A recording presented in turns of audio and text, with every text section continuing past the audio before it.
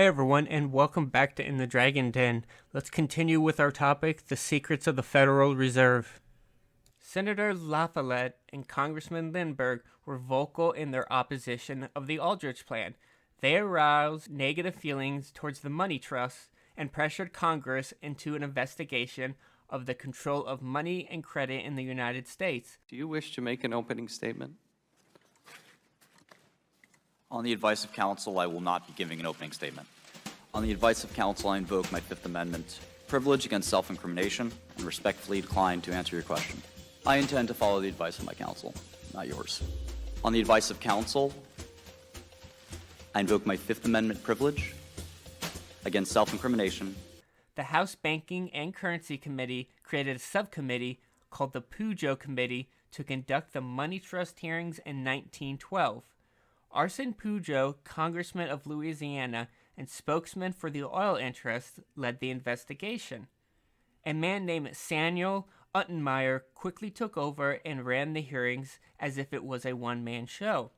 These hearings were deliberately dragged out for 5 months and resulted in 6,000 pages of testimony. The hearings were described as extremely dull and no new information was discovered. I somehow found videos of the hearings. Let's take a look.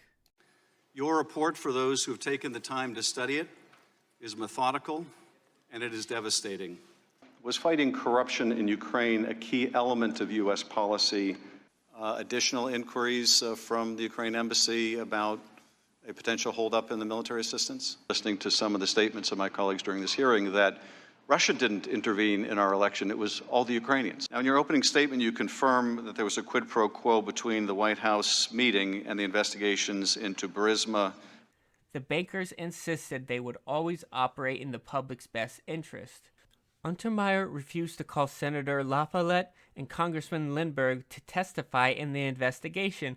Untermeyer didn't ask the bankers about the interlocking system between America and European banking, which was used to control industries. He forgot to discuss the international gold movement, which caused financial panics in the past.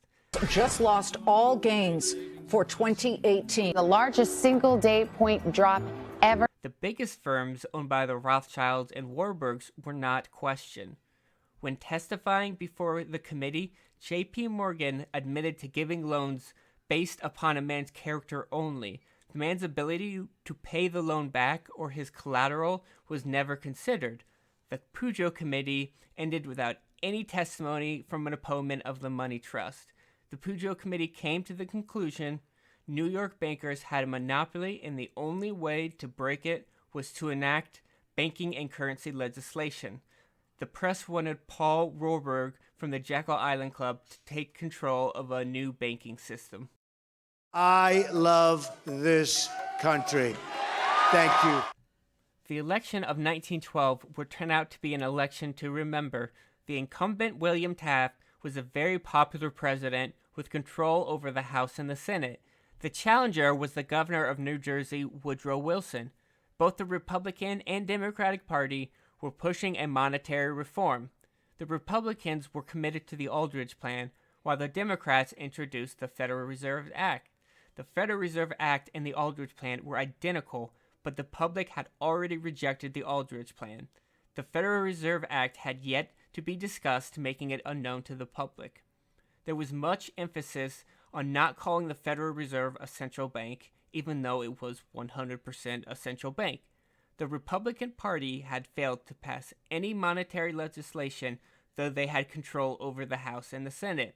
The Rothschilds abandoned Taft and the Aldrich Plan to support Wilson and the Federal Reserve Act. Beating Taft was not going to be an easy task, considering his popularity.